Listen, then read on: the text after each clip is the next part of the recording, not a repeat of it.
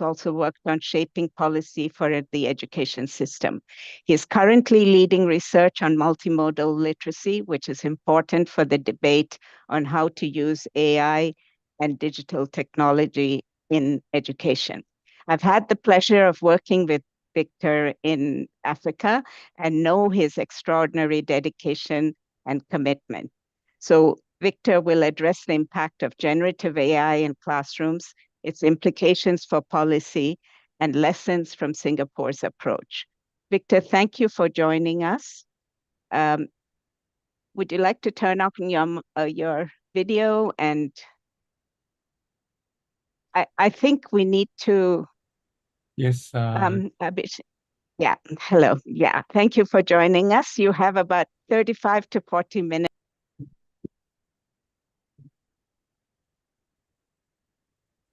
Great, and good morning to all of you who have taken time off this Saturday to be here with us. I encourage you to make this session yours, and I look forward very much to the discussion that we're going to have at the end of the session. You have 5.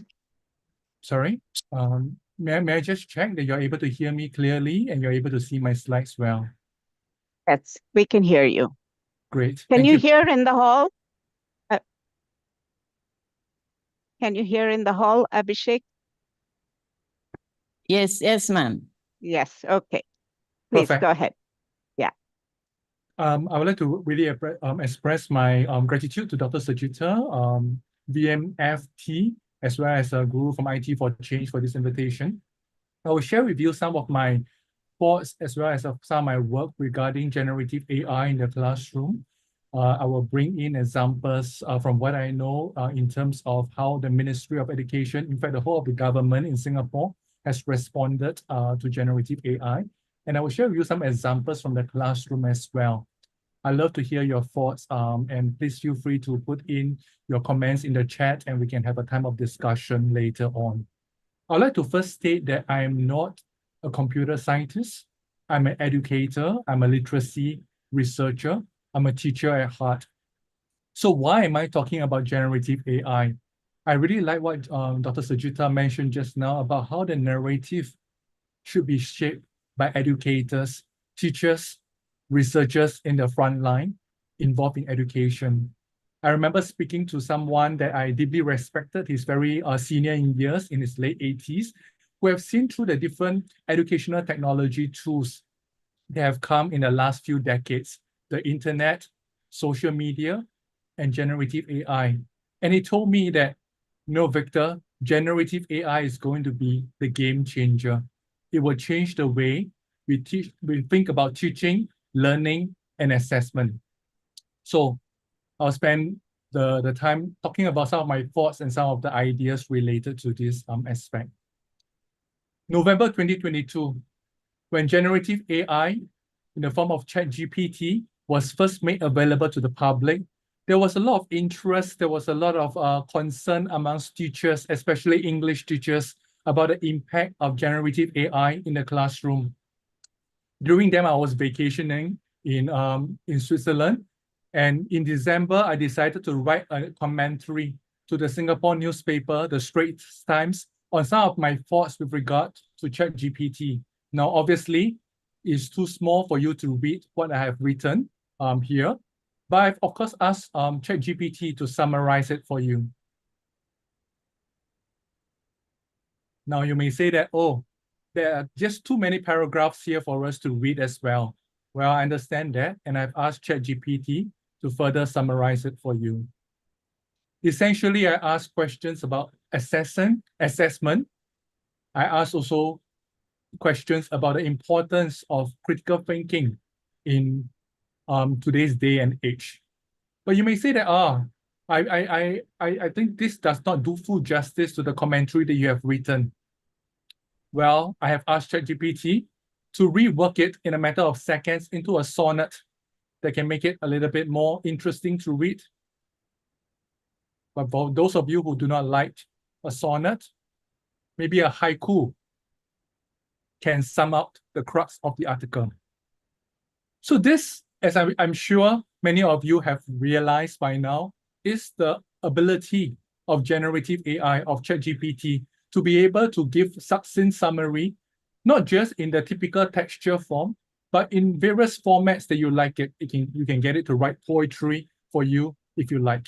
And it addresses the crux of the article fairly well.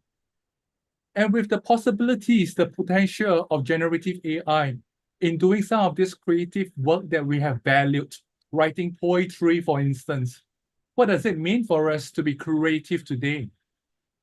And with the ability for us to have generative AI summarize articles, long journal papers, if you like, into a few lines, in a few paragraphs, does ChatGPT make us lazy? Well, this is just ChatGPT. What about the affordances of generative AI to create images? Well, some of you may be familiar with Midjourney. It's a computer program in which you are able to enter some phrases, some prompts, and create images.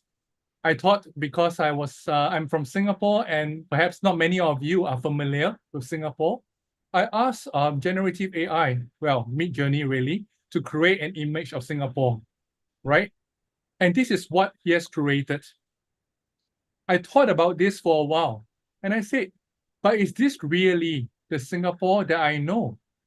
Why did Midjourney choose to represent these images as Singapore? What is the Singapore that I know? Well, this is the Singapore that I know. 80% of us stay in high-rise public housing flats. When I look out of the window, this is the scene that I see, not the one that I saw earlier on. And that gave me some thoughts about the agency and choice in which generative AI offers as we put in prompts to get them create images for us. And I wonder about the potential biasness involved in some of the choices that they offer. So for instance, I asked a few more questions of Midjourney. I said, create an image of a professor. Well, I think some people in the room may feel a little disappointed. Some of us have PhDs, some of us are professors, but we don't really fit very much into the stereotypical image of a white male professor. For the ladies, don't be discouraged. I asked ChatGPT or Midjourney to create an image of a teacher. Stereotypes. To create an image of a doctor, females are not represented. And again, to create an image of a nurse, you see women being represented. And these are the kind of biasness that are present in the databases, in the algorithms that is being used to generate images from the prompts, from the very innocuous prompts that we have put in. And apart from images, obviously we know that the capabilities of generative AI has advanced to the creation of videos as well. So from getting generative AI to be able to create poetry for us, to very professionally looking images, to very high quality videos, these are some of the affordances and possibilities that Gen AI can offer. And this can be done in a matter of seconds, literally. So in light of these new affordances, the question that we should think about as educators, as teachers, as education researchers really is, what does it mean to be literate today? And obviously, what I've highlighted through my example just now is also the importance of recognizing that what generative AI produces may be perpetuating various stereotypical ideas of gender, of roles, of various people groups as well. It is obvious from the examples that I've shown you, it's also obvious that you can see that they are reinforcing various problematic hegemonic values. And this is not really new in a sense. Even before generative AI, organizations like UNESCO have warned us about has warned us to be aware of algorithmic biasness when making semiotic choices in composing, recognizing that there are certain biasness that may be inherent in large language models that we use. Now, very quickly, I'm just going to give you a sense for those of you who may not be familiar about what generative AI is, but I suspect I'm really preaching to the choir here because I know all of you have either dabbled with generative AI or know of someone that have done so. Now, we are familiar with regular AI. If you have gone to Amazon to do shopping before and you see personalized recommendations made for you based on your previous purchases, if you have used your face to unlock your handphone, well, these are essentially the use of regular AI. Supervised machine learning, where human trains the machine to correctly label sources in binary data, or unsupervised machine learning, where machines ask humans to label statistical regularities. Some researchers have described this as curation AI. Now, generative AI is another kettle of fish altogether. It requires training with massive data set processed through a multitude of parameters, but the result it generates are unpredictable and always uniquely reconstituted digital artifacts, as we have seen text, image, sound, or videos as well. And some researchers have described this as creation AI. But let's take a step back and think about the genesis and development of AI. The term artificial intelligence was coined by John McCarthy for a small workshop held at Dartmouth College, really way back in the 1950s. McCarthy defined artificial intelligence as making a machine behave in ways that would be called intelligent if a human was so behaving. And some of you may be familiar with Alan Turing, who said that computers might be able to achieve something like this, but only as a trick. So the question that we need to think about as researchers, as educators, is whether we have been tricked to think that machines are intelligent because it's exceedingly good in calculation, in operating through figures and statistics. Maybe we are giving it more credit than it deserves by using the word intelligence, and we need to think and unpack what thinking and intelligence really is. Now, what are the perils of treating machines as intelligent? There are 4 dimensions that we can think about as how machines may not really be intelligent in that regard. The first is the epistemological lens, because machines don't have a theory of knowledge. They are incapable of reflexivity. They're unable to reflect on the kind of choices and decisions. You can't accuse a machine of being biased or stereotypical because it's unable to reflect on the choices that it offers.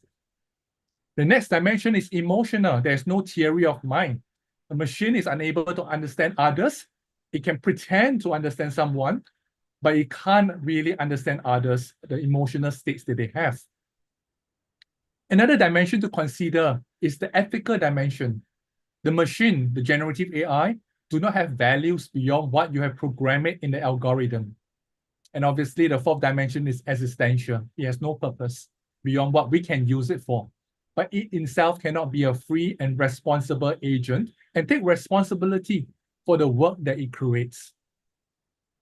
Now, ChatGPT is something that's familiar to all of us, and ChatGPT on the website has listed a number of limitations that, in a sense, a disclaimer for what it cannot do, right? So some of you are familiar that it uses, it tends to be exceedingly verbose. It tends to use certain phrases. It tends to hallucinate when it does not know the answer, and when you press it to do so. So there are certain limitations that are really reported in ChatGPT, and it's made known to everybody who uses it. In a work that Bill Cook and Mary Calantis, 2 leading scholars in the field of education, talk about, they reflected on how the use of ChatGPT can potentially be harmful for learning. Well, they argue that the machine buries its sources. You don't really have a sense of the large language model that it draws on to provide responses to you. The software in itself is a black box by design. Facts, the machine cannot have any notion of empirical truth. It doesn't really know what is truthful or what are factual. It harvests ostensible facts that are found in their textual source, but it won't be able to verify them. theory, as I mentioned, the machine do not have a conceptual of a theoretical frame or disciplinary practice. They have been described as stochastic parrots, really, just regurgitating what they have copied from a mismatch of textual sources. Ethics, well, if the machine responds to you in a very polite manner, it's because it has been programmed to do so, right?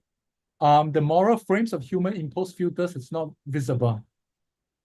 And of course, ChatGPT, learning from the lessons of Tay, some of you may know Microsoft Tay, that turned into a racist xenophobe in a matter of a few hours interacting with humans. ChatGPT has been programmed to be uncritically affirmative. And if you challenge ChatGPT, it apologizes to you. It pretends to be human, feign anthropomorphism. So in light of all these concerns and issues with regard to generative AI, what should our educators and teachers' response be then? Am I suggesting to you that we should then ignore it altogether? Or shall we resist the use of Gen AI in the classroom? This may be familiar to some of us. 1988, math teacher protests against calculator use. And today, of course, some teachers protest against ChatGPT use.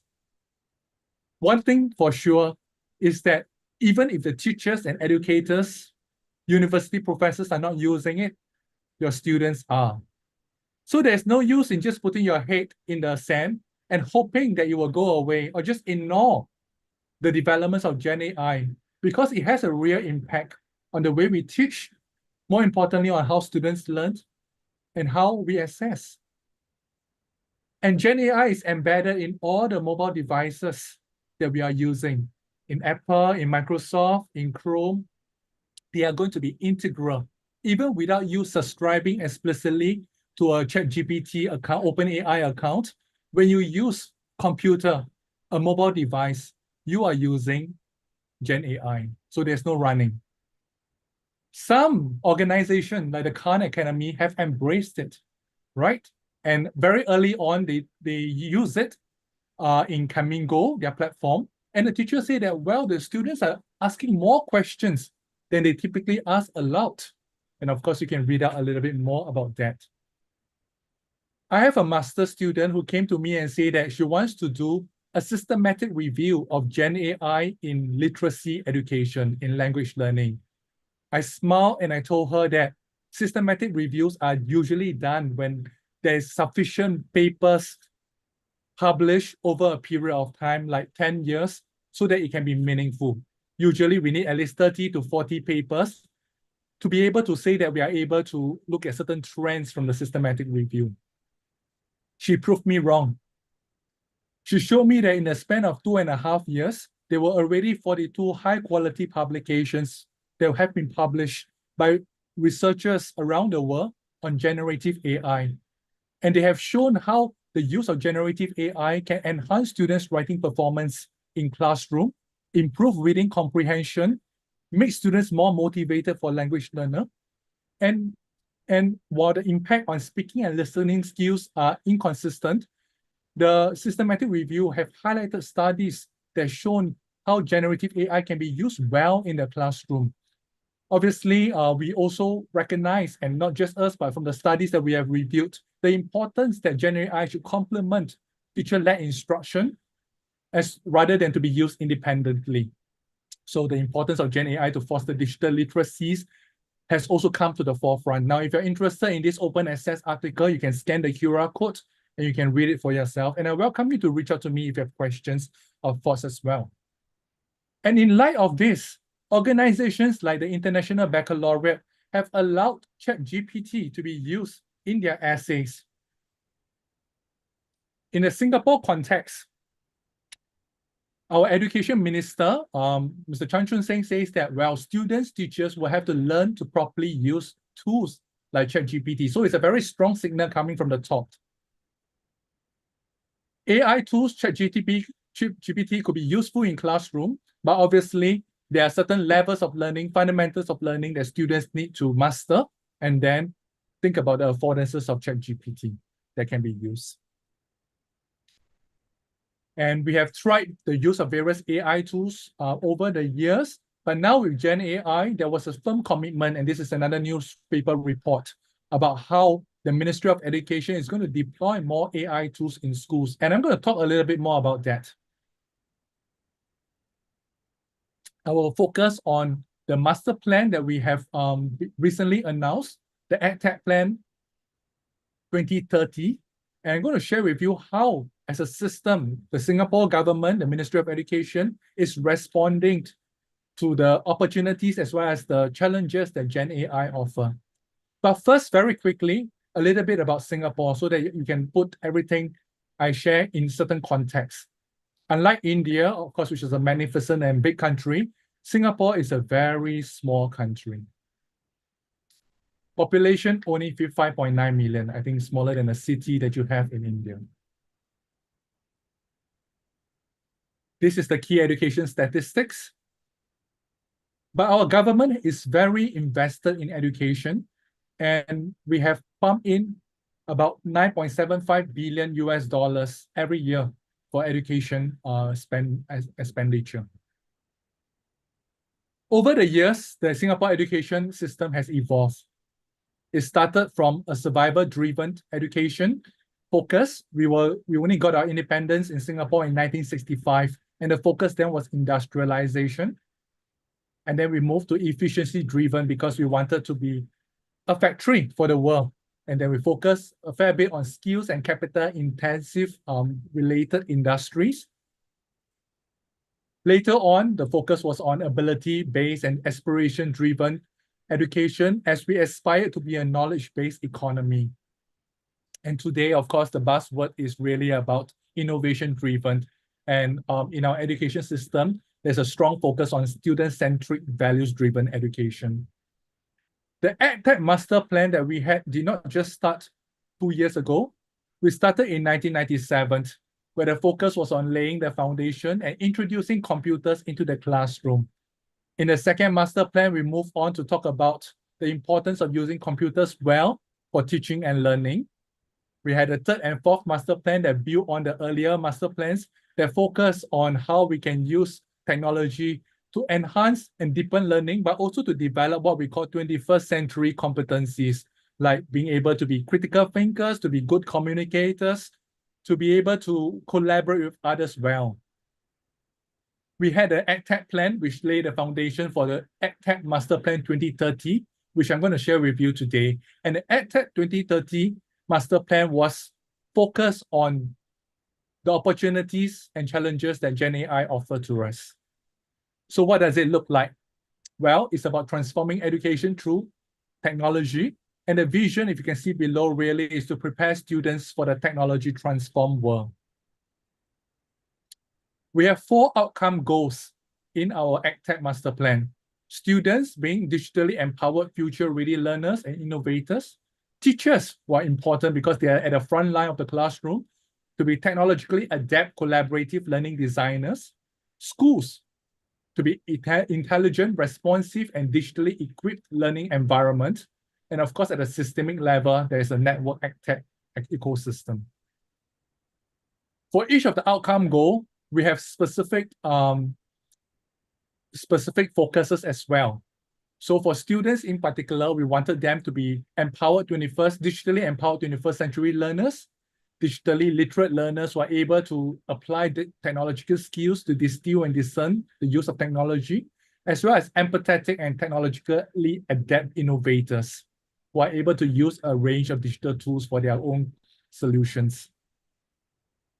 And these are for teachers to become collaborative collaborators or contributors, pedagogically proficient, data literate learning designers, as well as learners and innovators that constantly develop and deepen their digital literacies and technological skills.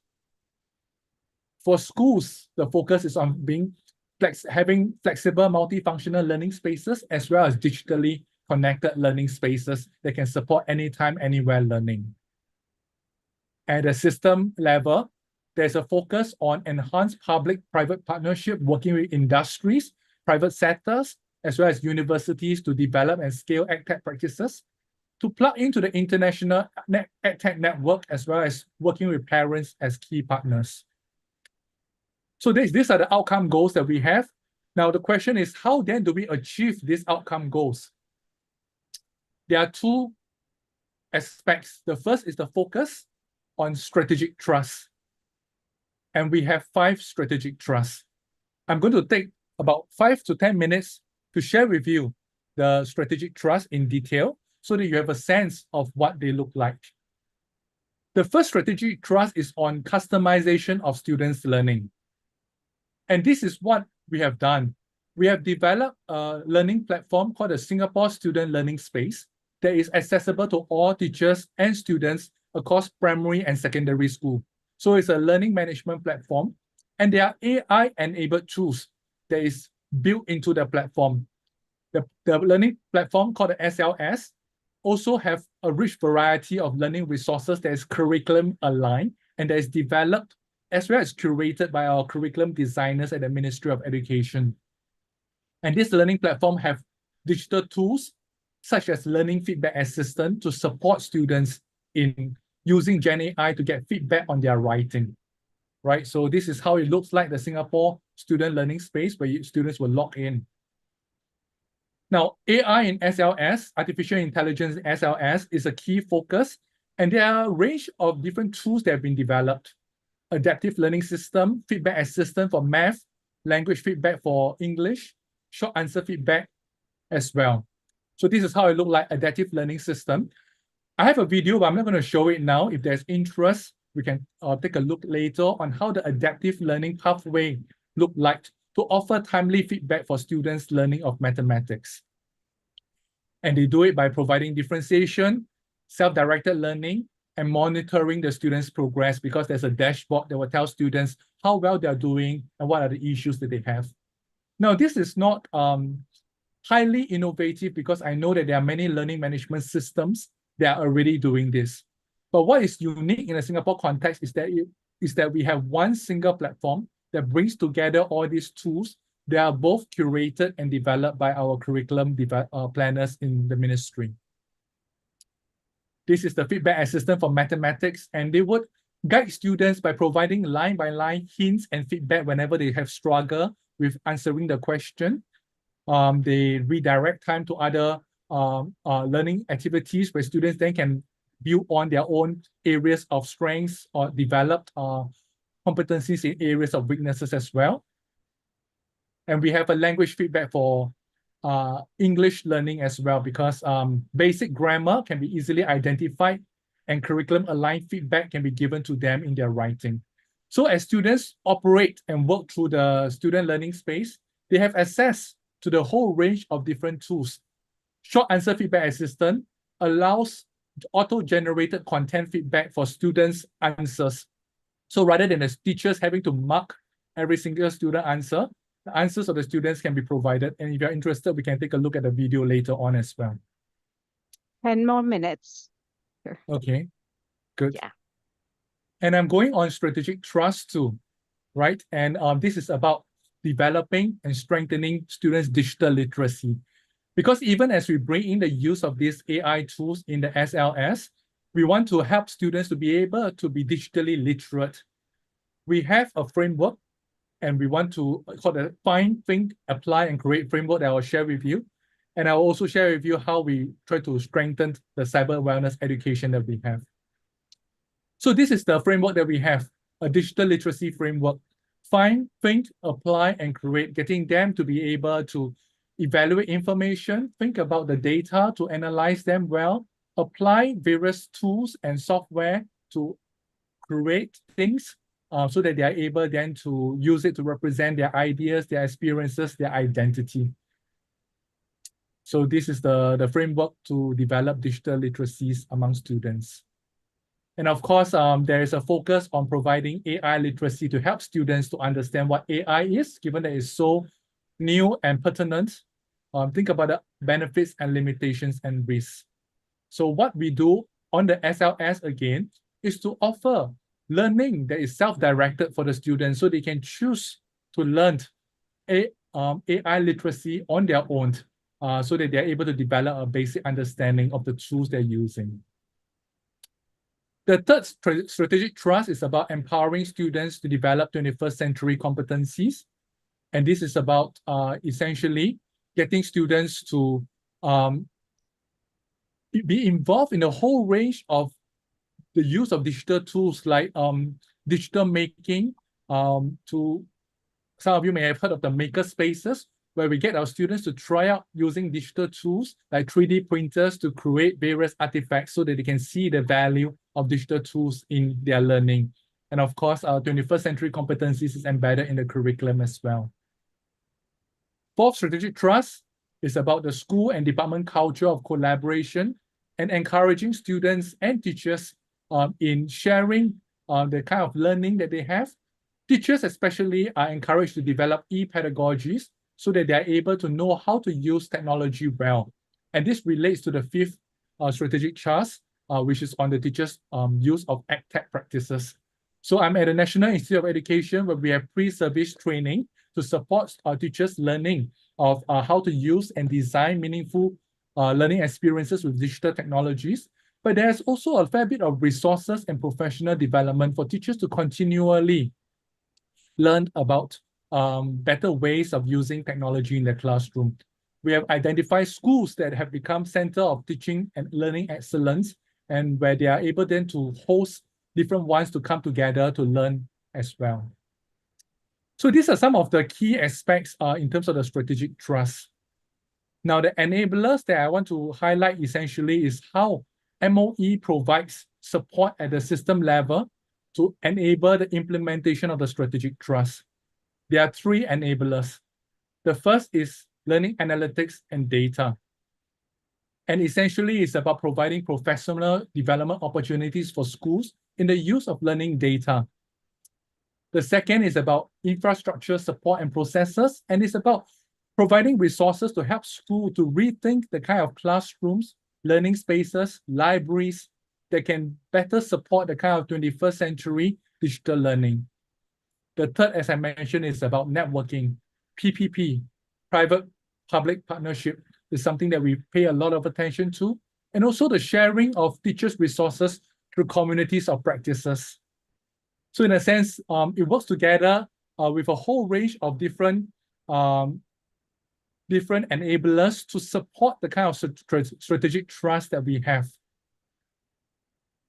The whole of government, of course, is also launching what they call Launchpad, which is a generative AI platform, so that some of the more confidential and official documents can be used, not with ChatGPT, but in Launchpad, so that we are able to harness generative AI in the work that we do in the civil service, but at the same time, keep the kind of information safe from other companies like OpenAI. So we have developed our own Gen AI, if you like, to encourage civil servants, the ministry, to use that. Now, I want to very quickly also talk about the affordances of Gen AI that we have looked at earlier on. And I want you to think about this. When we talk about the value of Gen AI for feedback assistant, now, this is a new tool that we have in the learning platform. The question is, how does it help us provide the feedback? I'm going to give you a little quiz. This is an example of a composition that a 13-year-old has written. I want you to take a look at the two feedback, and I want you to guess which feedback is provided by the teacher and which feedback is provided by Gen AI. You don't have to read it carefully. You can just look at it quickly.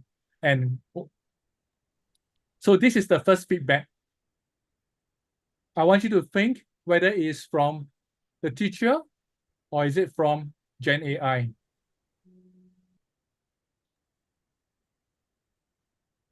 This is the second feedback. I want you to think whether it's from the teacher or is it from Gen AI. So in the room, you can raise up your hand. How many of you think that this is from the teacher? How many of you think that this is from Gen AI? Okay. What about this? How many of you think that this is from the teacher? And how many of you think that this is from Gen AI? I want you to let you know that all of you are correct. They are all from Gen AI. Black and Williams in Assessment for Learning talks about the features of good feedback, that it should be timely, it should be specific, it should be descriptive, it should be actionable, it should be constructive. Many of us who are teachers in a room would struggle to offer timely feedback because it takes a while for us to mark the composition. Specific feedback takes a lot of time as well, especially descriptive feedback. It takes a while to write the feedback for each child. But now Gen AI is able to offer very good feedback on the kind of compositions for students. We did another study where we got a teacher and Gen AI to offer feedback on the same piece of composition. The one you see on the left is the feedback that's offered by the teacher.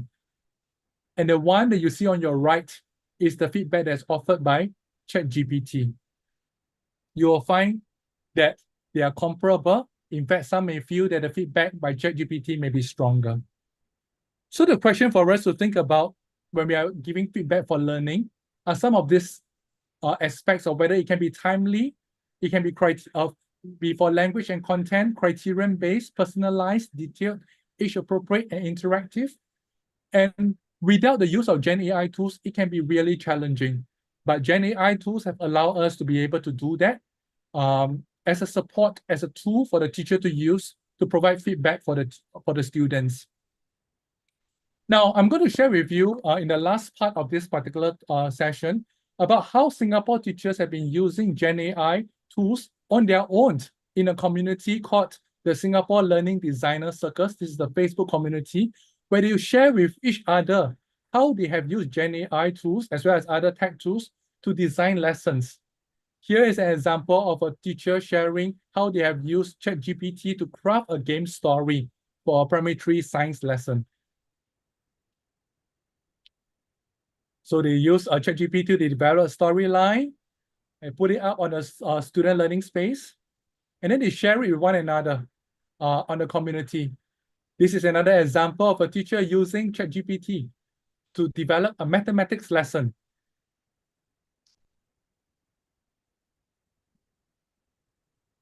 And when they share it with the community, other teachers from other schools can just adopt and adapt the kind of lessons that have been created. Here is a teacher that used ChatGPT to create an escape room so that students can learn mathematics, how to solve quadratic equation by factorization. And the teacher even provided a reflection of how they have used ChatGPT to design the storyline. Images are created by Midjourney. And there's a lot more examples. Now, in a study that I did with teachers in Singapore, we interviewed 3 pre-service teachers across 3 different educational contexts, 2 from Europe and 1 in Asia, to think about what are their perceptions about the use of Gen AI. Well, we found that there was a complex interplay between internal and external factors, but one of the key factors that will help them to be more motivated in the use of Gen AI in their own classroom is their own first-hand experiences with Gen AI themselves.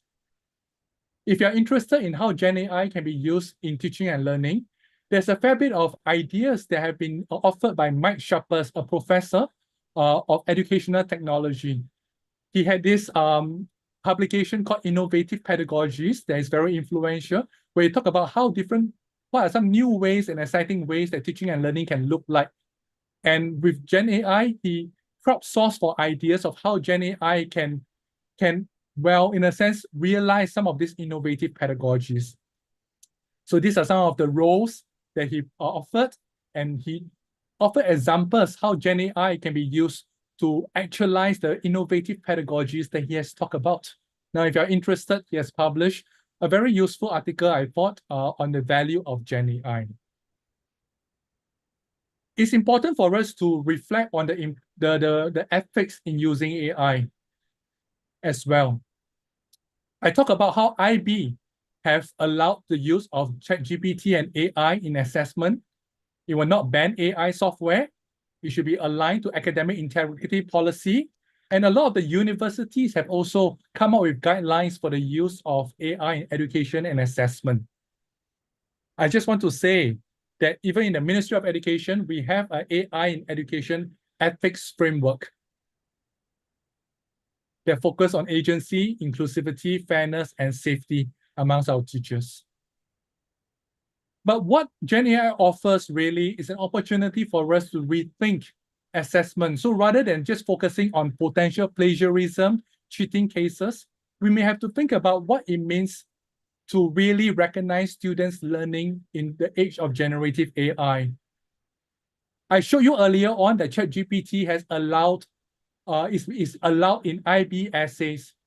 But in the same article, it is also stated that essay writing is being challenged by the rise of technology, and there's no doubt they will have much less prominence in the future. I'm going to conclude by reflecting on some of the things that I've shared so far, and I invite you to share your thoughts with me in the discussion. The first is to recognize that while we are all interested and attracted by ChatGPT and Gemini, they are just a snapshot of what AI in education can offer for now. It's going to get more powerful, it's going to get more pervasive, and it's going to be a part of our life that we cannot ignore. And therefore, we need to recognize and think about how we can deal and work with it in the context of teaching, learning, and assessment. So education system, educators, and teachers in the classroom must each take responsibility and shape the narrative of AI in education. We need to understand how people are using and perceiving Gen AI. Even if you are not using as an educator, as I mentioned, your students are, and that affects the way they learn. So we need to think about the ethical considerations in the use of AI for education, but more importantly, it's the big question that we need to address, which I started at the beginning of the session. What does it mean for us to be literate in the digital age? All right, my time is up. If you're interested in some of my further thoughts on this, you can check out an interview that I did with a group of colleagues in Brazil. The QR code is there. You can think about this. This is a bit tiered towards the academic audience, but if you're interested in some thoughts related to this, read it, and I'll be very interested to hear your thoughts. So feel free to email me, and I'd love to hear some of your feedback and questions from today's session. Thank you very much. Thank you. Thank you very much, Victor, for that very comprehensive and engaging discussion. Maybe, yeah. As many people have joined the meeting in between, both online and in the hall, before I hand over to my co-chair, Guru, to respond, I'd just like to just briefly go over the agenda again. We just had the talk by Victor, and we will take the next 50 minutes for questions and answers, which will be from the floor as well as online. Those who are online, please put your questions in the chat. And those in the floor, Jabida teacher will help to coordinate that in terms of the questions that people are posing. And as I mentioned at the beginning, at 12:30 India time, we will close the meeting, but there will be a second part, which will be the presentation by two of our distinguished teachers who had gone recently to China, and they will be presenting the results of or the findings and insights from their visit. So to return to this part of the meeting, let me hand over to Guru, who is the founder and director of IT for Change, for a few initial reflections before we open it up. Guru, Thank you, over to you. Yeah, thank you, Sajita, for having me as a co-moderator in this very interesting talk from Dr. Lim. And I think, of course, I won't even attempt to summarize what he said because he covered a wide range of issues. So I'll just maybe talk of 2 or 3 ideas that I found provocative in what he said. And there are, of course, questions from people in the chat as well, which we will take later on. So I just a couple of ideas. One I thought was when he started, Dr. Lim spoke about what is intelligence. And I think that's very, very important question because we all have started using the term artificial intelligence, and in intrinsically, inherently, we feel that there's some intelligence in this particular platform. And as he pointed out, intelligence has various complex components, and therefore, just using the fact that it is able to access past data and produce responses which seem to be human-like cannot actually led us to think that it is intelligence. And people have remarked that there is no I in artificial intelligence. It is just a digital processing of large volumes of data from our past to produce what is certainly useful. We cannot say it's not useful. There is certainly a lot of use in it, but it's not intelligence. It's really reproduction of the past. And I thought that was a very important starting provocation from Dr. Lim. A second thought I picked up from the talk today was how the Singapore education system has owned up the whole AI. Although they are using ChatGPT, they have taken precautions to ensure that the ChatGPT is not controlled by the owner of ChatGPT, which is Microsoft, but they are trying to use it from within the public system. And there is a very conscious, proactive intention to own it and control it and manage it. And I thought this is also an important complex problem that we must face, that in the history of technologies, AI is a digital technology. Digital technology is one of several technologies that we have used. History of humanity tells us that it's perhaps the first time that a technology is almost entirely produced in through the market as an institution, as a for-profit good. Because let's have no illusions that Microsoft or Google or Meta, they are not creating these technologies primarily for our collective good. Primarily, it's for them to make profits. And I think the whole idea of how generative AI is currently entirely privately owned is something that should give us all concern.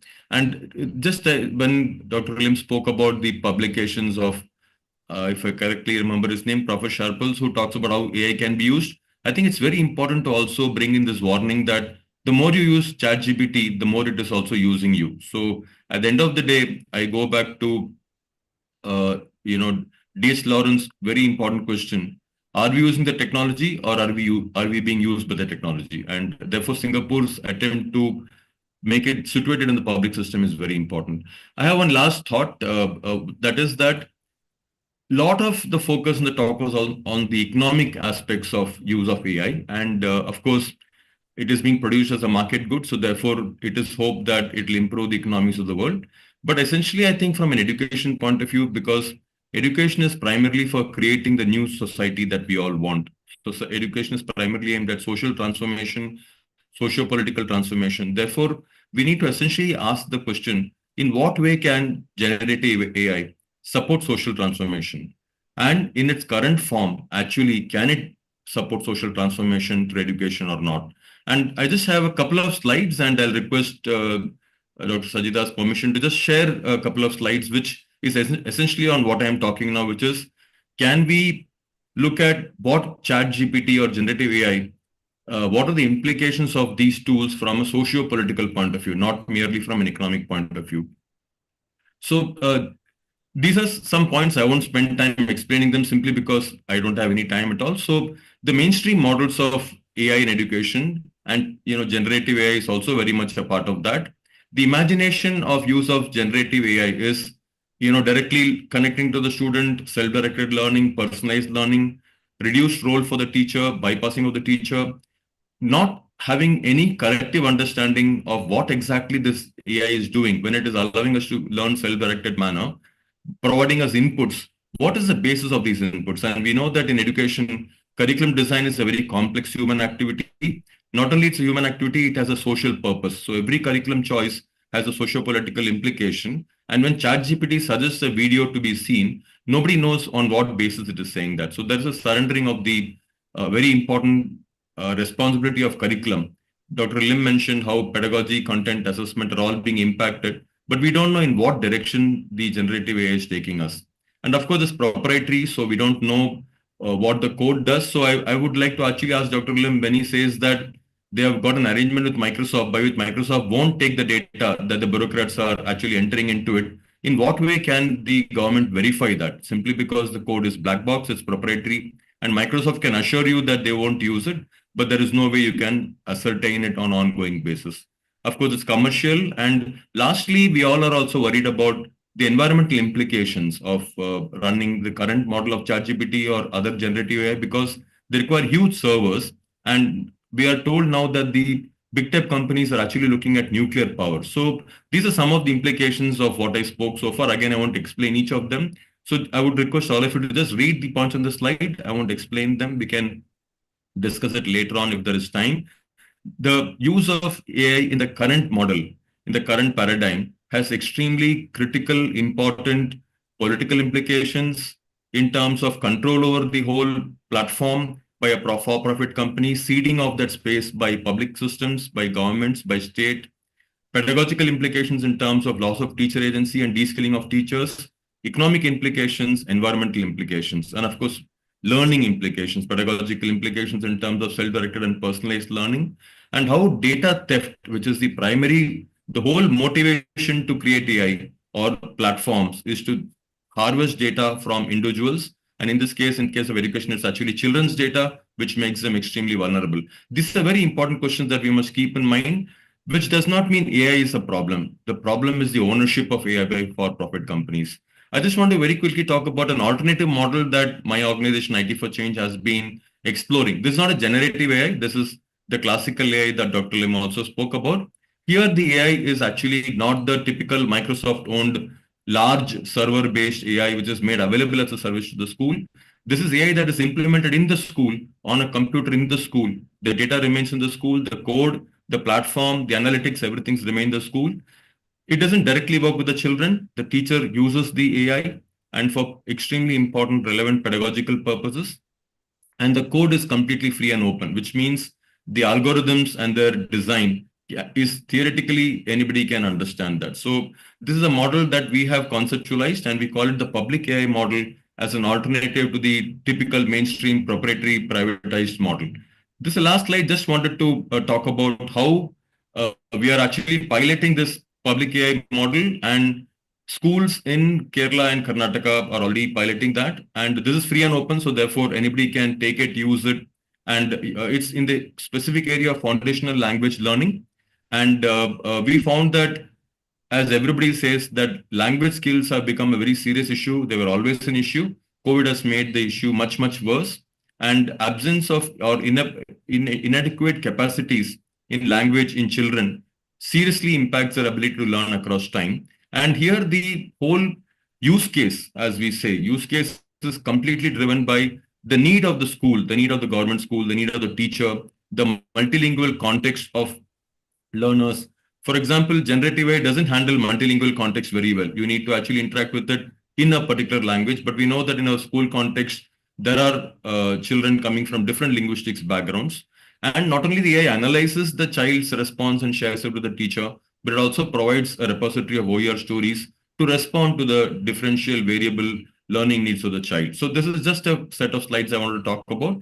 But now I'll hand it over to Sajita again for for having questions from the people in the room, and I'll come back to look at the questions on the chat window later on. Thank you, Sajita.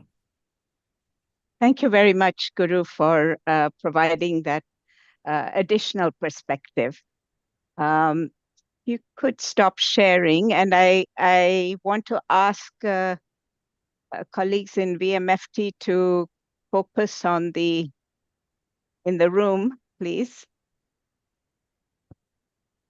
Could you stop sharing, Guru? Anusha, will you stop sharing for me? I'm not able to do that myself. Yeah, thank you. So is there somebody, we are not able to see the VMFT hall. Could we please see that? Jabina? Yes, Sajita. Okay, good. Thank you very much, Jabina teacher. So we'll initially take some questions from the floor. If you could indicate who wishes to speak from the floor. And we would like to initially have, if there are students, teachers, and others, please make your questions brief. So, yeah. Good morning, one and all. Let's have the question answer session. Generative AI. Generative AI is a vast area. See, the questions, what is being literate today? What is being creative today? These are questions to be pondered over and over, I feel. Now let's start the question answer session. As Sajita suggested, let it be first from the teachers, students, etc., who are dealing with AI. Please, we don't have much time, so make it quick, make your questions brief, and let Dr. Lim answer them. Yes, Nisha.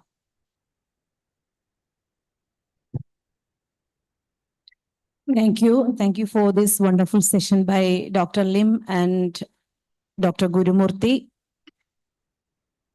I recently read an article from the newspaper that the use of AI, the continuous use of AI, will adversely affect the climate change problems. And the reason they said that the climate change problems can be resolved by improving our creativity. This continuous use of AI reduce our creativity and it adversely affect climate change problems. So my question is, in our last trip to China, we experienced there that in colleges and schools, they're giving training in making prompt for using AI. In schools and engineering colleges also, there are, and in pre-service courses also, they give training in making better prompt. And can we replace this making of better prompt into our creativity? If we encourage our ability in making better prompt, will replace the problem of creativity, or can we solve the problem of creativity? And how do you look at it? Okay. Thank you, Nisha. If there is perhaps one more question, we can take that and then ask Victor to respond. Is there, or else if there isn't, if people are still thinking.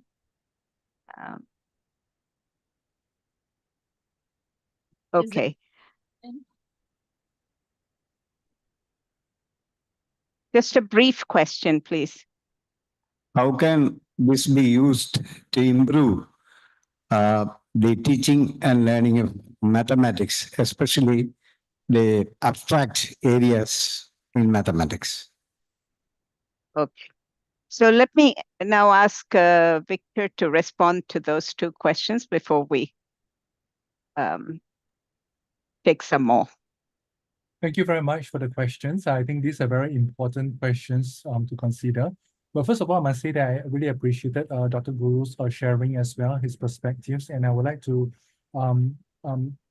reflect on some of the things that he has said as well, with regard especially to how industries are actually very much influential in terms of the development of Gen AI and how it's being used in the classroom, which is why I've always said that it's important for us as educators and teachers to be able to then offer a more concerted response towards the development of Gen AI, so that we are able to shape its how it's used in the actual classroom.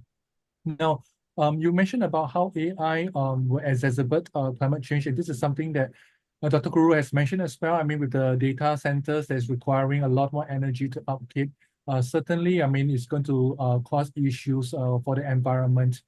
I would say that these are issues that needs to be addressed at a policy level. Governments need to regulate the technological companies, and this is something that they need to explore and forge a way forward together. At our own level, at the level of educators and researchers, what can we do? The lady asked about the importance of prompts. Some people have used the term prompts engineering, or even the word of prompts literacy. Yes, certainly, I agree that the prompts that you use to create to interact with Gen AI would be very important so that you can get quality responses from Gen AI. So I give you an example. There was a little project I was doing where we were looking at the O-level examination criteria for composition. So English composition, the O-level examination has different criteria, very detailed rubrics for marking. And we try to develop or design prompts that can go up to a few pages long to feed into Gen AI so that we can get the Gen AI to offer very specific feedback on the essay based on the prompts that we have. So our prompts are not just getting Gen AI to say, give me a feedback on this essay, but we actually develop a few pages of prompts to be able to do that. And of course, when the prompts are done well, you will get a more quality, a higher quality and more specific type of feedback that you want, which showcase the power of Gen AI really. But really, the prompt is only one part of the story, isn't it? The prompts gives us an illusion of control that when we work with Gen AI using our prompts, we're able to get the result that we want. But is it really? The prompts is only one part of the picture.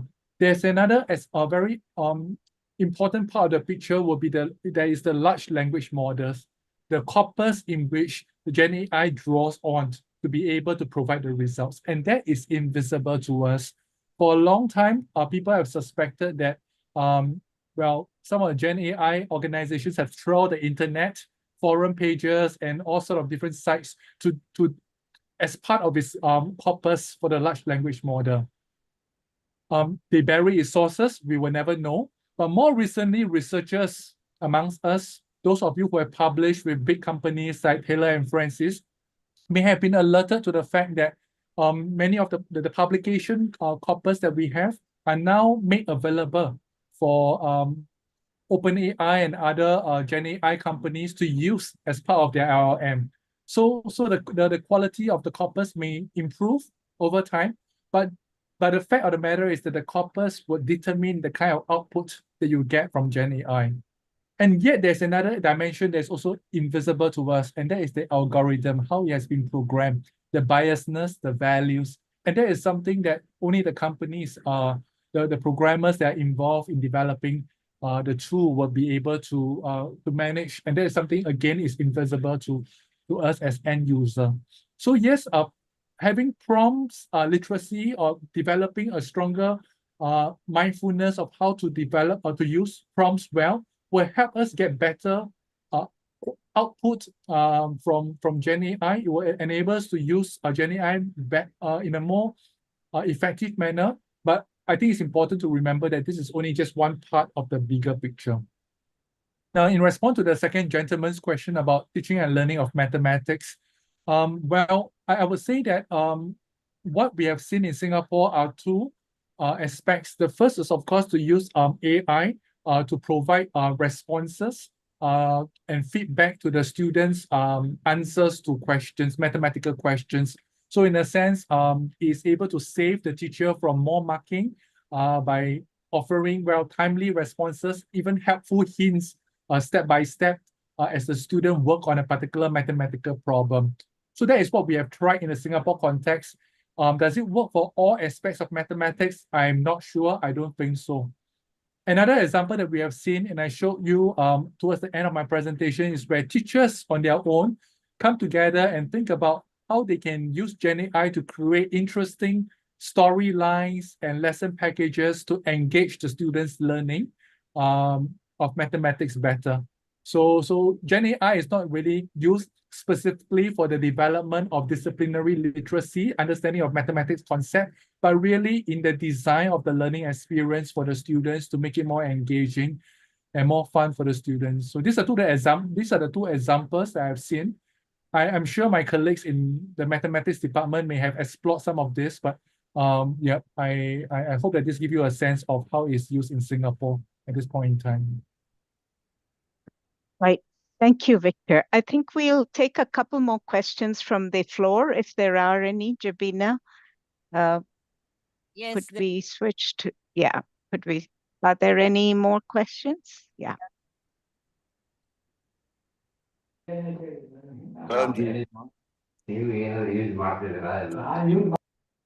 How can generative AI be used to support diverse learners in the context of differently able students, as well as the linguistic minorities, like coming from the tribal hamlets?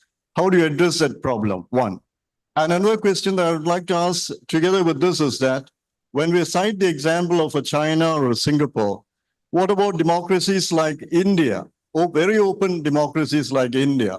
How do you check the, you say that there are perils in this generative AI when you go ahead with it. How do you check these perils in a country like India? Because Singapore and China are very different in the sense that the foundations of a strong democracy, guided democracy, were laid down by the late Lee Kuan Yew in Singapore.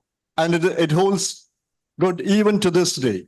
But how do you address these problems, the perils, as well as the other questions that I had about the generative AI helping diverse learners, the differently able students? Yeah. Thank you. Okay, thank you. Is there another question also from the floor, or shall we? Any? Hello. Yeah, could you mute, please?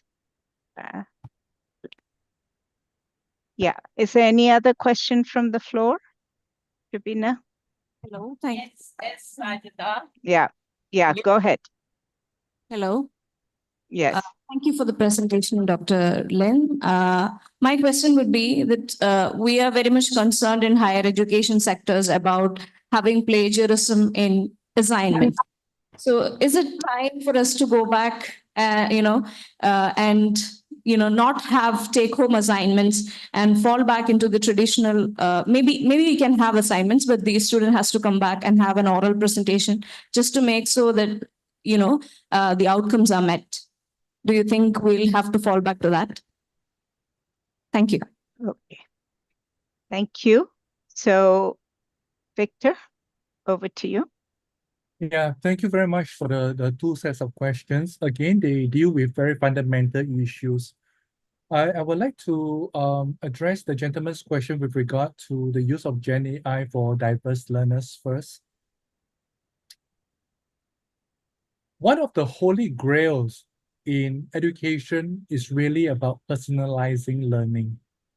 Singapore is a fairly successful system of education, but yet we have fairly large class sizes. Our class sizes range from 30 to 40 students in a class. And many teachers that I speak to tell me about the challenges of having to teach to the middle, teach to the average. I mean, with 40 students, you can't really cater specifically to the high progress learners, or otherwise you will lose most of the class.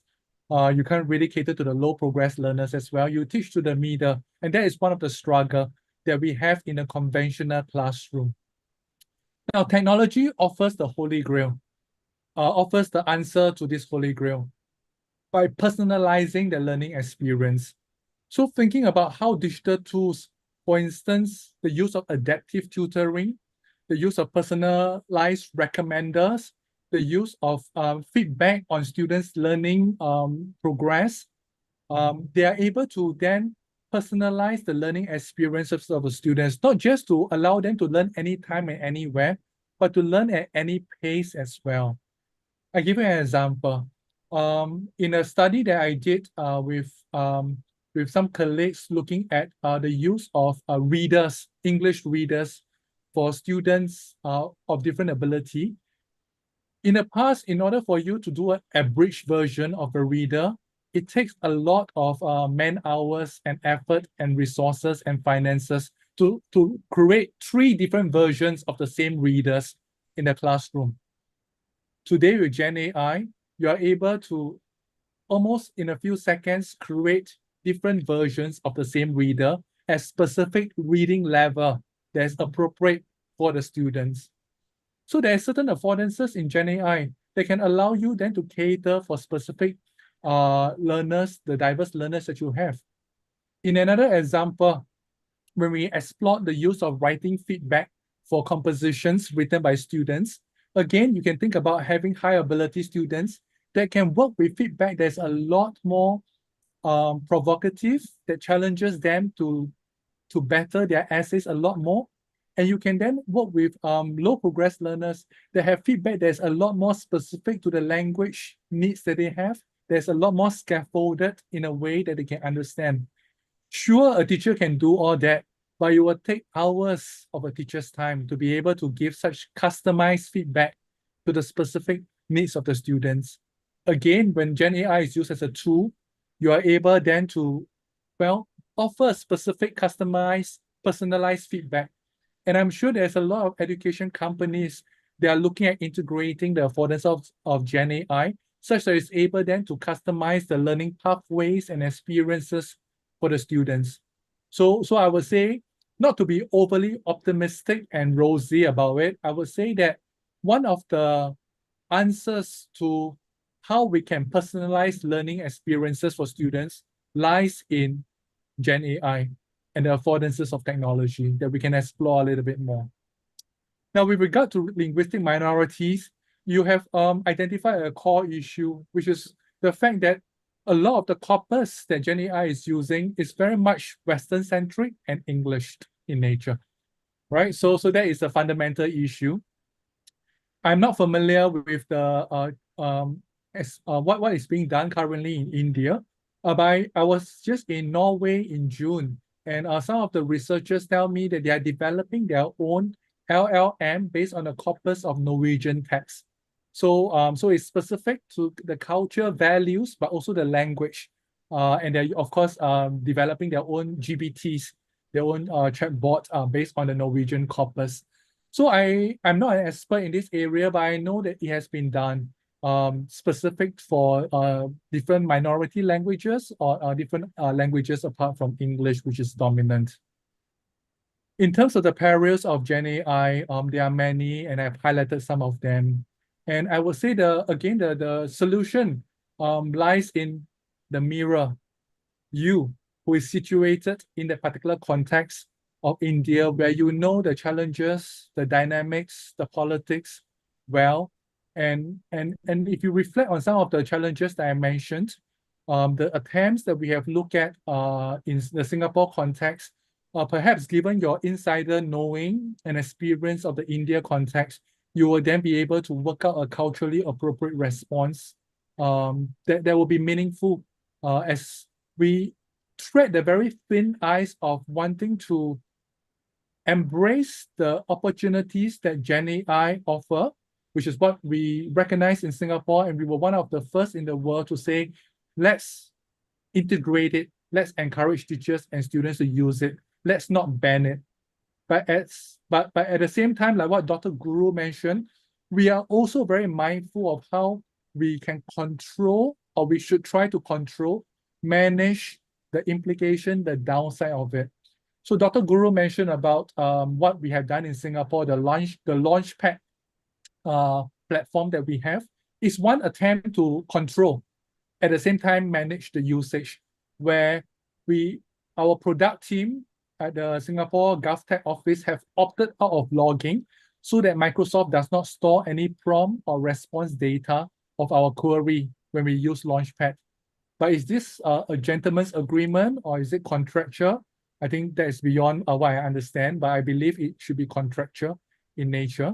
But that is what we try to do in terms of PPP and to harness the affordances of Gen AI, but at the same time manage the potential issues of privacy, security, and data concern.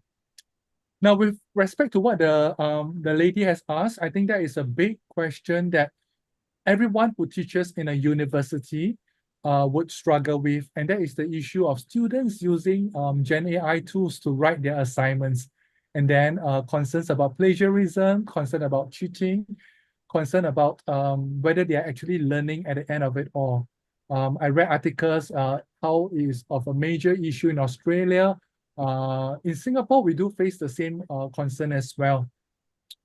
Well, what the university have done, obviously, is to lay down very clear guidelines in terms of declaration, in terms of getting students to state whether they have used Gen AI and to what levels they have used Gen AI in their use in their development of this assignment.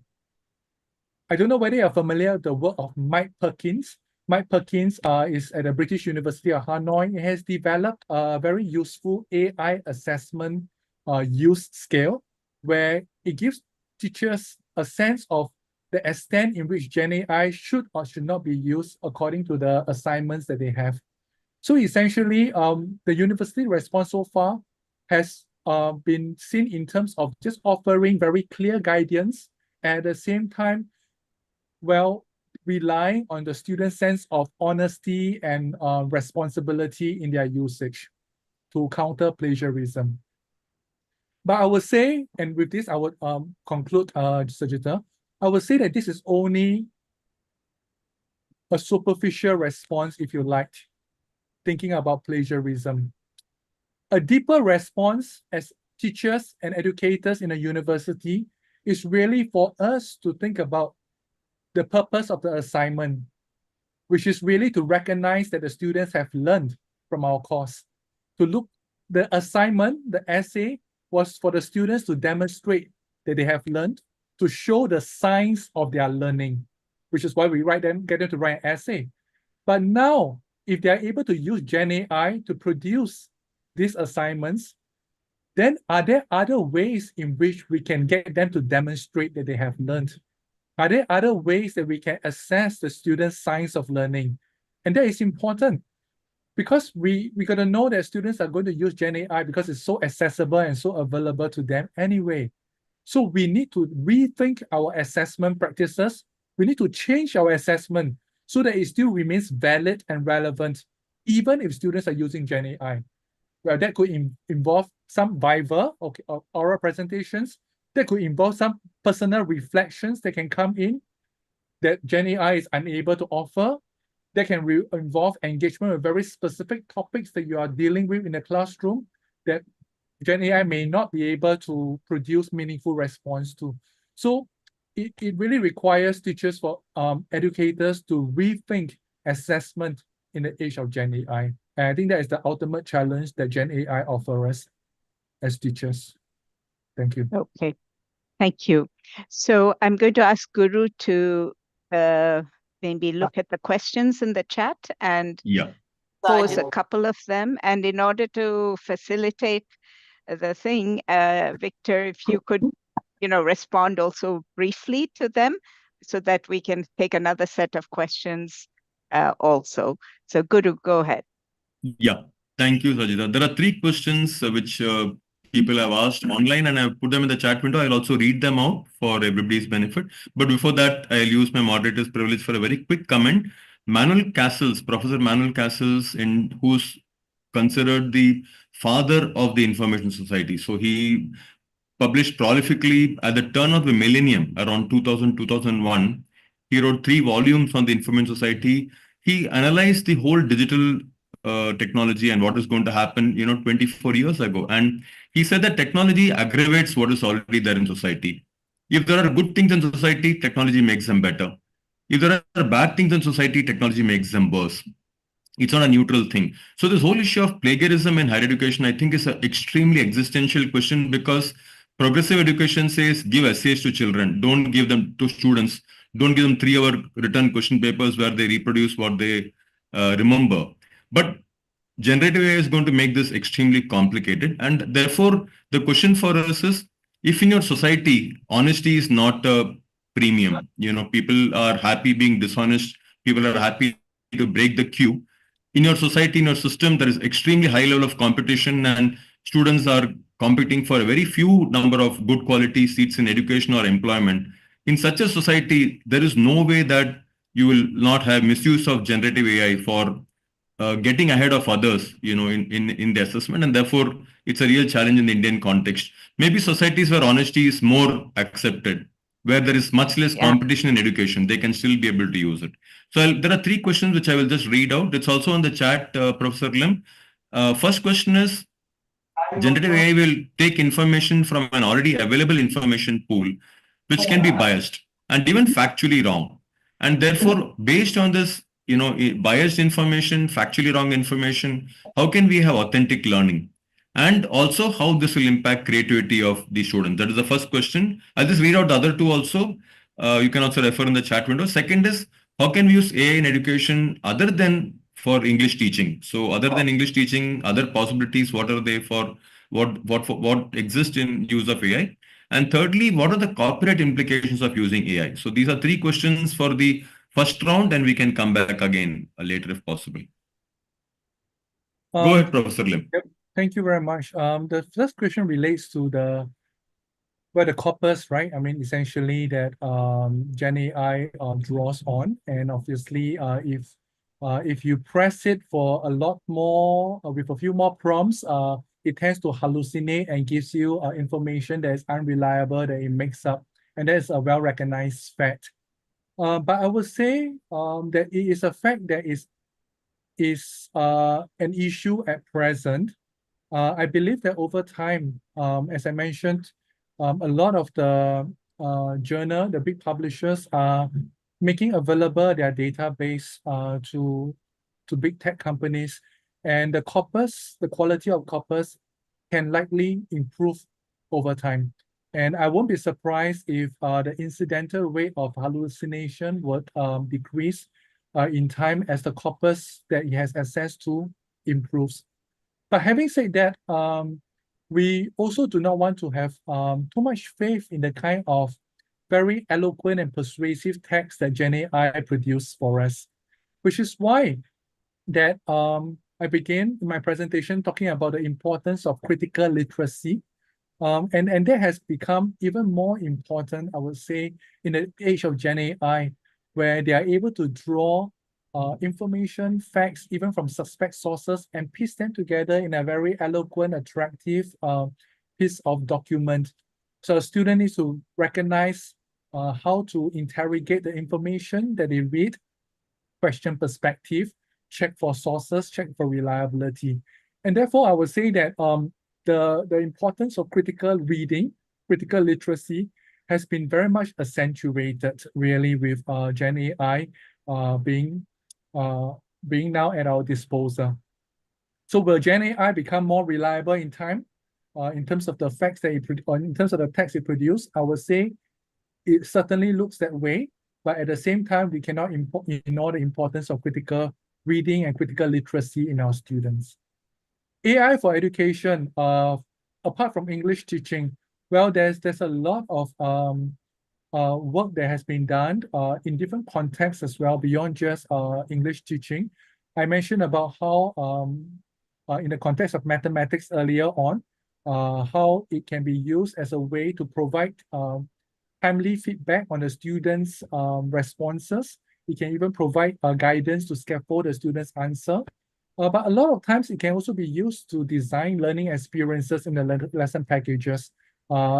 You see in the context of a primary and secondary classroom, based on what have been done in Singapore, you see examples of students, teachers are designing escape room, lesson packages that are gamified using pictures, videos, and storyline that is generated by Gen AI. So it's a very powerful lesson planning tool that can help the teachers in the design of their learning experience. Dr. Guru, you mentioned about the corporate, the third question. Can you repeat what you mean by corporate? Sorry. What was the third question? Copyright. Third question. What are the copyright implications of you? How does Gen AI use data, and are there any copyright implications on that? Oh, there's a lot of copyright implications, and many of it is being sorted out in the courts now even. I mean, if you look at Midjourney, the way it produces images for you on a prompt, am I able? If you're talking about copyright from my end user, well, if I have subscribed to Midjourney, I can use the image by crediting it. But I think the main issue is not about me using the image generated. It's really about Midjourney drawing on different sources, purposes, and piecing them together to create the image that it offers to me. And these are controversial, and is currently there are a number of legal cases that's happening with regard to that as well. So, but we know the issue with law and copyright, there's always catching up as well to the developments of technology. And that is something I believe that has to be sorted out in time. Sajid, there are one or two more questions, but shall I come back in the next round and you will go ahead now? No, I think why don't we just take a couple of the questions online and then we'll go Okay. to the, yeah. Yeah. So there are two questions. One is on, what is the use of Gen AI for supporting meaningful learning in the higher education context, and especially in the teacher education context for pre-service students as well as pre-service teacher educators? That is one question. And the second question is specifically in the area of disabilities. Is there any way we can use Gen AI to support the differential needs of students who have special needs? Yeah, these were two questions. Thank you very much, Dr. Guru. I would say that the first question is fairly broad. I would say it's important for us to focus on pre-service education, but of course there are different subjects learning in pre-service education as well. I can speak from my own perspective as I work with literacy teachers, where we also introduce Gen AI as a tool for them to think about in the kind of composing practices in the classroom as well, and how they can offer guidance at the same time harnesses the use of some of these tools. We have a little study that we did where we get our students to explore the use of Gen AI tools to support their making of a video to promote a particular campaign. I would say that the reactions from the students are also very interesting. It's mixed. What they afford, where they value the ability of the tools of Gen AI tools at the first stage to be used to brainstorm for ideas, to sharpen their messages, to provide some images as they create the storyline for the video. But when it comes to certain tools that they are using to ultimately create the video itself, they find that they have a sudden loss of control because Gen AI will just go ahead based on the prompts, the storyline that they have given to create a video which many a times surprises them. So the effectiveness, the usefulness will be limited to certain stages of the video composing process, but not to the whole of it. So this is just one example of how it can be used in the literacy classroom. But I think what is important really is to help the pre-service teachers to have the right perception and understanding of the use of Gen AI tools, because ultimately these teachers will graduate to become teachers in the classroom. We want to make very clear the understanding that, well, these tools can be valuable in helping them to support their teaching, but at the same time, they are not without issues as well. So as I mentioned, the loss of agency and control over the final artifact could be some of the limitations that the tools have. But what we did not want the pre-service teachers to do or to have was to have a close-up attitude and to think that, oh, this is something that is not good, is terrible, I should avoid the use of it. No, in fact, we want to create opportunities for them to explore the use of it so that they have a sense of the capabilities, but at the same time be aware of the limitations. So that was the focus in the class that we did. As I mentioned earlier on, in the study that we have, one of the most powerful factors that shape the teacher's perception is their own experience of the use of the tool. So if they have not used it before, then if they come to my class, I will want all of them to try using it so they know how it can work well and they know why it cannot work so well in certain areas as well. So that is the important, the hands-on experience, which is why I think it should be introduced for teachers at a pre-service level, but we should not just paint an overly rosy picture. Let them use it and let them know what it can and cannot do. The second question is a question that is also very interesting about assistive technologies and how they can support our students with different disabilities. This is an area of potential development and study as well. I remember many years ago, I visited Caroline Rose at Carnegie Mellon University. And during that, she was doing this very interesting project called Virtual Peers, Virtual Avatars, where it was essentially creating an avatar to communicate with a child that has autism. And through the communication with the child, it gives a child opportunity to practice social skills, interaction, and how to essentially converse with someone. You may say, of course, for a child that's struggling with this, it's best to have a person to talk to the child. Obviously, that is the case. I mean, you can have a person interact with the child, but a person gets tired, a person gets annoyed, a person gets impatient at times. But a virtual peer is infinitely patient and always positive and encouraging. And that offers the opportunity for children with these disabilities to practice and develop the kind of social skills, and then obviously eventually practice with a real person as well. I think technology allows us to do that, given the affordances that I mentioned, that you can allow for some of these interactions that can support students with various needs in an infinitely patient manner as well. So these are some thoughts for you to think about as we move on to the next set of questions. Yeah.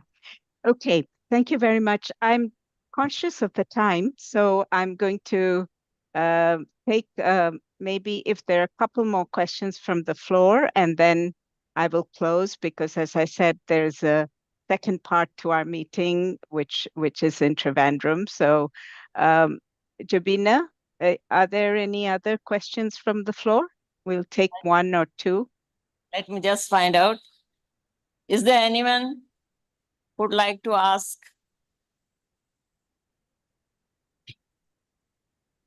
Not, we can. Is there any other question from the floor? Okay. I don't think, Rajita. I don't think. Okay, Guru, is there any other final question? Otherwise, we can actually, maybe I can sum up. Yeah, I think you should go ahead, Sajita. There are no questions here. Okay. Can we switch back to the Can we switch back to the room, please? Jabina, if you speak, I think we'll see you then. Jabina, can you say something? Yes, Sajita. Okay, good. Okay, that's good enough. Now we see you, or I see the hall, so that's good. So I think we've had an excellent discussion, excellent presentation. It would be good if somebody called Lalitama could mute herself, and Jabina, could you say something again so we can switch back to the hall?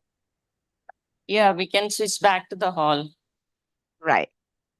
So I wish to thank Victor for this excellent presentation and Guru for moderating also, and thank our audience. We've had a very large audience, especially online.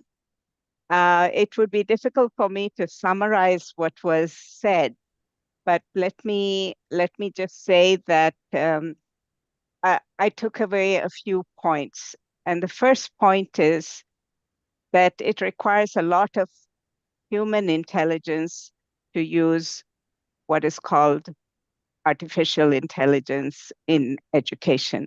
If we use it mechanically, actually it can just reinforce, as Guru has been saying, all the things that are bad with our current system in whichever society. And it requires a lot of effort and application to actually use these new tools, quite apart from the fact that because they are developed by private sector companies, large companies, using them intelligently itself poses a big barrier. But here is where I would come to first what Singapore has done, and which I think is very useful to look at. And then I will just conclude with a few thoughts about the use of Gen AI in our systems, and the approach we could take. So first thing about Singapore is the very deliberate approach, a systematic plan, holistic, a focus, especially on implementation. So it's not just a plan that is created, with some outcomes and so on, but there's a very strong focus on implementation. Victor mentioned some 4 or 5 strategic thrusts, and then each of those are then implemented and monitored. And I think that is a hallmark of a system that has been, that really tries to incorporate adaptations. And I know some people can think, well, Singapore is a very small place.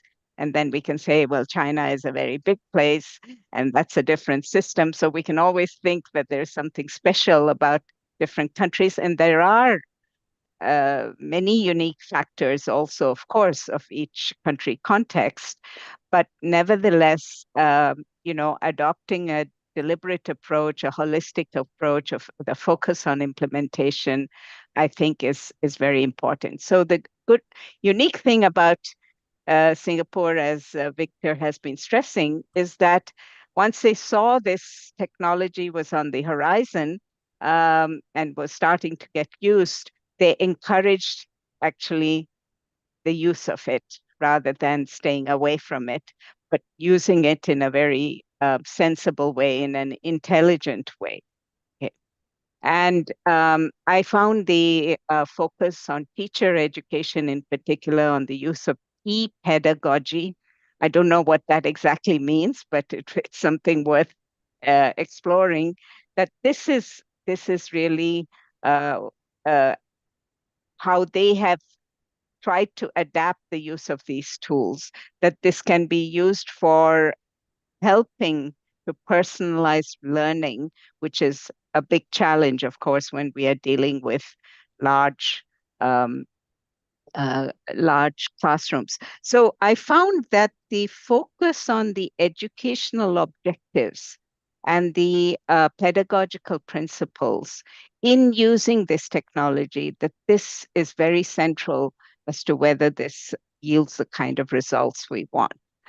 Okay. Now, um, you know, Guru has raised in his presentation the important issue of who controls this technology and whether we as a public have actually got access to it, to understand it, and whether we are able to use it for our own benefit. And this is true. These issues have to be considered. But at the same time, if we don't also say how we should use the tools that are actually being generated, even by the private sector, then what will happen is that people will just use it anyway. And it will be a little bit about our battles over language of instruction, that we know that the mother tongue is important. And that is, for instance, I would say for Kerala, that is one of the main reasons of our success in universalizing education.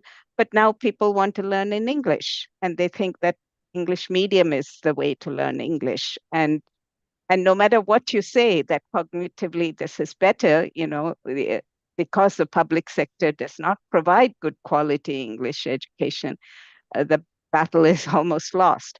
And so, in the same way, the issue of Gen AI or AI in education, we have to really see that how can we use it to, to enable children to learn, while we, of course, develop and advocate what can be done to strengthen the public system. I think that's the challenge we face.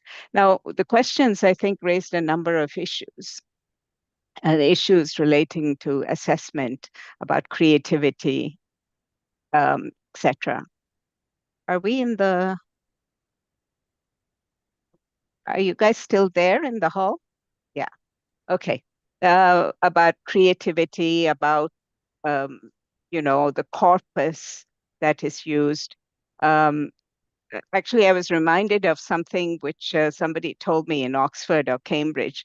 I mean, this issue of plagiarism has been there throughout. Apparently, the Oxford students are hired by students of other universities in England to write their essays, and they actually ask them to write something which will get me an A, something which will get me a B, or B plus or whatever. And the students in Oxford and Cambridge, before the time of ChatGPT, used to write these essays and sell them to other students in England.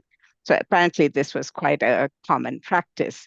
So, we can get it's what your society has, as Guru said, and therefore what we have to put in place is really systems of assessment that assess what children or students learn. And my final point is that I come back to what I said first about using this intelligently. I mean, we must recognize how biased, at least the open systems are, the systems that maybe Singapore has developed using their own materials that may be much more controlled. But I recall, like, when the Ukraine war started, and when ChatGPT had just started, I recall asking a question to ChatGPT about what is the rules-based international order? And the question you get, the answer you get is something which might have come from the US State Department. This is what the state rules-based international order is. And if you keep probing it a bit further, then it'll hedge the answers. So what does that mean? A student who resorts to ChatGPT to understand about history, politics, society, and so on can get a completely biased view. And therefore, it is really teachers who have to be educated and teachers who have to know how to use this properly. So with that, I once again thank my friend Victor for staying all this while, for his excellent presentation, and Guru for moderating, as well as Jabina for helping from the audience.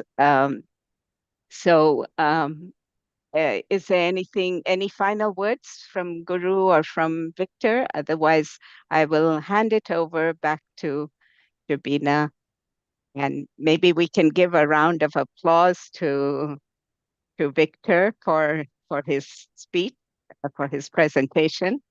So, Guru, would you like to say anything more? Or Yeah, I would just only one thought, and I'm just echoing what you have said and many others have said, that finally the role of technology in society needs to be driven not by technological considerations alone. And in this case, when we say technological considerations, we really are talking about the people who own it. And in our case, as I said earlier, is these for-profit companies. If you're able to keep that aside, then the imagination of what technology can do for us. So I'm from IT for Change. We certainly believe that technology can improve society. The imagination of technology itself will be dependent on what is our understanding of education, what is our understanding of society. And that is my request to everybody, that we need to change the way we look at technology. And that will influence the way we use it. Yeah. Thank you. That's what I wanted to say. Thank you so much, Sajida, and thank you, Professor Lim. Yes, thank you so much again. Yes, and echo completely what Sajita and you have mentioned as well, that indeed the narrative with the use of Gen AI should be shaped by society, by educators and teachers. So thank you very much for spending time with me this day. Thank you again. Yes. So to tell our audience again that I will be handing it over to Jabina teacher in Trivandrum. And the second part of the meeting will be on hearing back from our teachers who went to China recently and who have a very fascinating report, video, and short presentation to make. So those who want to stay back online are also welcome to stay back to listen to this. And those who are in Trivandrum, please do stay back and also enjoy lunch afterwards, which unfortunately we cannot give to the others online.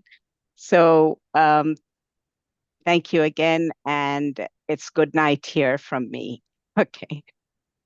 Good night, Sajita. Yeah. And good day to all of you. Take care.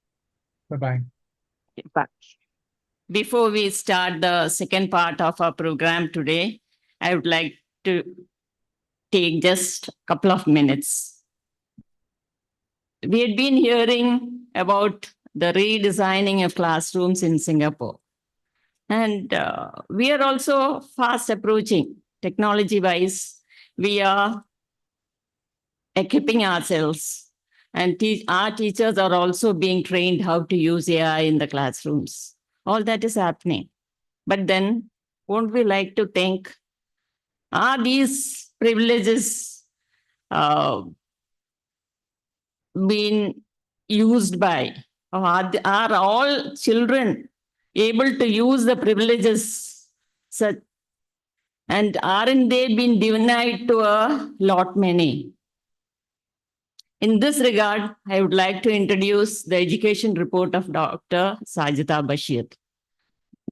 Separate and unequal. Are children separate? Are they unequal? And on the basis of language, curriculum, and management in Kerala's education system. See, according to ASER, Annual Survey of Education Report, Kerala is far ahead. Compared to other Indian states, we are far ahead. And we have 100% literacy also. But then the same question, are all children getting the same level of knowledge? Are they able to access the same amount of, same level of privileges, same when they pass 12th standard and when they come out facing the challenges of the society of the new world, this fast developing advancements in technology and all those things? Are all children being given all these privileges? Are they all getting the same level of knowledge? I don't think so. The same anxiety and worries are shared in this report. See, the cover itself is symbolic. There are ladders, and children are at different levels. And there are a few children who are just down below, looking up sadly at the ones who are reaching the optimum level. Can we justify this? Is this a just society? Don't we have to do something to abolish this or to rectify this? I think all of you should read this. It is available in our website. And I feel that debates, symposiums, seminars, etc., should be generated so that people think about this, and experts pool their ideas to do something drastically as remedial measures, I think. So this is what I had to say. Thank you all. Now, I invite Suhail sir to facilitate our honorable guests. They are not guests, they are part of BMFD, and they had been to China on behalf of BMFD, and they are the representatives of not only Kerala, of India, the first to attend such a program. And we are deeply honored, Dr. Suresh Kumar and Srimati Nisha. Please come on to the stage.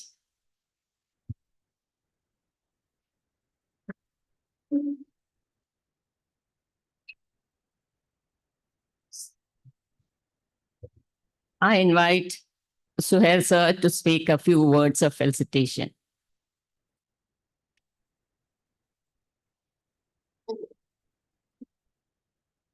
Good afternoon. It is now time to formally felicitate and recognize two of our representatives, active teaching members, who had recently attended international conference in Shanghai. The conference is titled The Belt and Road.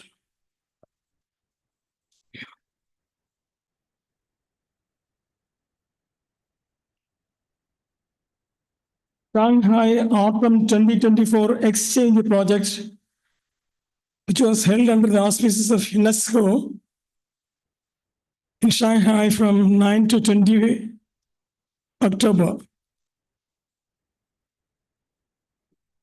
So this is a great recognition for us, BMFT, It's the outcome of one of the sessions, monthly sessions held in July, where teacher resource groups to improve student learning in China. So the MFT has been organizing programs to understand, to learn methods and approaches in various countries. And some of the talks held were from China, from the Finland, and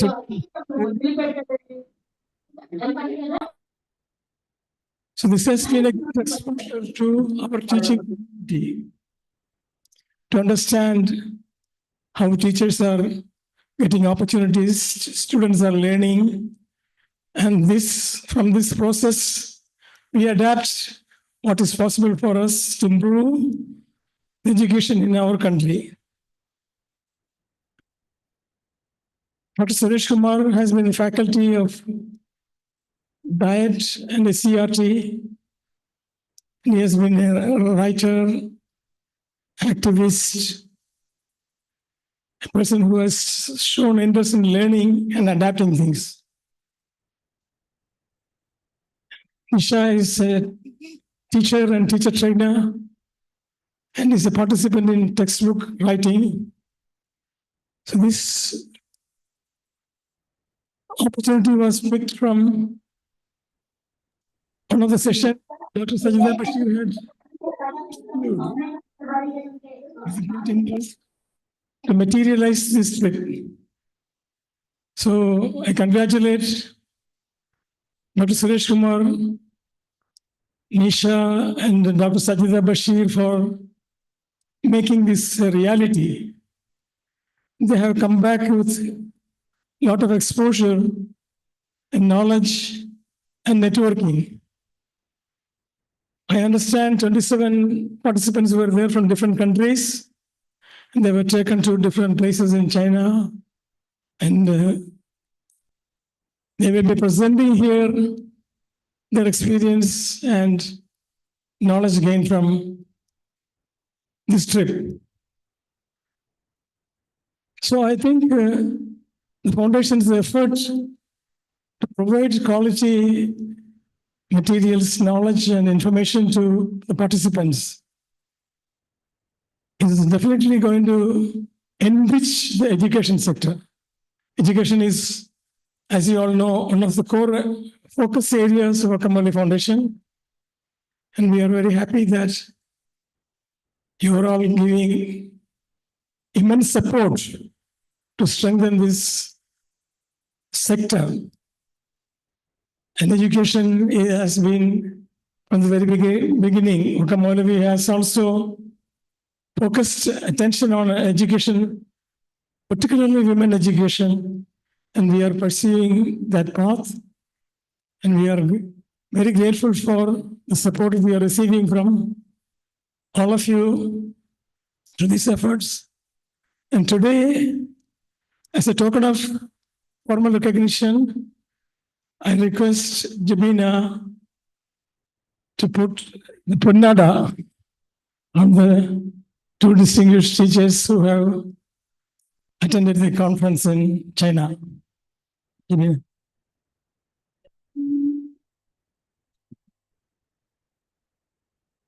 ഈ കക്ഷിയുടെ അഭിനന്ദനം അറിയിക്കാനായി ഞങ്ങള് സുരേഷ് സാറിനും നിഷ ടീച്ചറിനും പൊന്നാട അണിയിക്കുകയാണ്. സുരേഷ് സാറിന് സ്വാഗതം.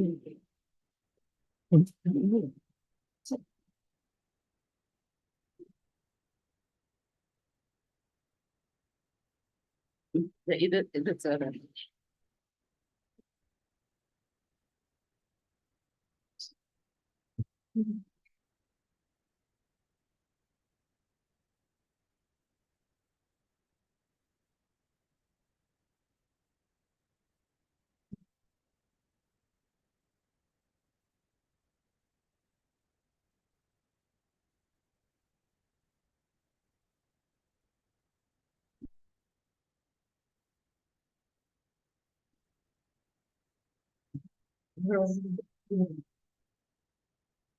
Now, അവരുടെ സമയമാണ്. ഒരു 5 മിനിറ്റ് വീഡിയോ പ്രസന്റേഷൻ ഉണ്ടാവും. അവരവിടെ കണ്ട കാര്യങ്ങൾ. അത് കഴിയുമ്പോൾ അവരുടെ എക്സ്പീരിയൻസ് ഷെയർ ചെയ്യും. പിന്നെ ഒരു കുറച്ച് സമയം എന്തെങ്കിലും ചോദ്യങ്ങൾ ചോദിക്കാം. ചൈനയിലെ വിദ്യാഭ്യാസ രീതിയെക്കുറിച്ചോ കണ്ടതിനെ കുറിച്ചോ കേട്ടതിനെ കുറിച്ചോ ഒക്കെ ചോദ്യം ചോദിക്കാം. അവരതിന് ഉത്തരം പറയും. അതാണ് നമുക്ക് അടുത്ത സെഷൻ. ആദ്യം വീഡിയോ പ്രസന്റേഷൻ ആകട്ടെ.